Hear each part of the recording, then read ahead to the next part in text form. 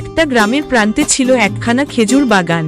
বাগানটা ছিল সবুজ, ছায়াময়, আর ফলের ভারে নুয়ে থাকা গাছগুলো যেন মাটিকে চুমু খেতে চাইত। সেই বাগানের এক কোণে দুইজন অলস লোক থাকত। তাদের কাজ ছিল না কিছুই, শুধু খাওয়া আর ঘুমানো। সকাল হলে তারা খেজুর পেড়ে খেত, দুপুরে গাছের ছায়ায় ঘুমাত, আর সন্ধ্যায় আবার পেট ভরে খেত। তারা মনে করত খেজুরের বাগান যেন তাদের জন্যই জন্মেছে। কিন্তু বাগানের পাশেই থাকত এক বুড়ি মা। তিনি ছিলেন পরিশ্রমী, সৎ আর সহানুভূতিশীল। নিজের হাতে খেজুর শুকিয়ে গুড় বানাতেন, বাজারে নিয়ে বিক্রি করতেন, আর সেই টাকায় নাতি নাতনিদের মুখে খাবার তুলে দিতেন।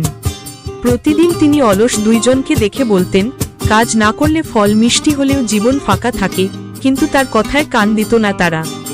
একদিন ঝড় এল, খেজুর গাছ ভেঙে পড়ল, ফল নষ্ট হলো। অলস দুইজন তখন হাহাকার করতে লাগলো, কারণ খাওয়ার কিছুই রইল না। অথচ বুড়ি মায়ের কাছে তখন শুকনো খেজুর আর গুড়ের ভাণ্ডার।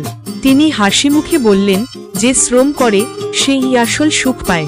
দুই অলস তখন বুঝল, খাওয়া ঘুমানোই জীবন নয়, পরিশ্রমেই জীবন মিষ্টি।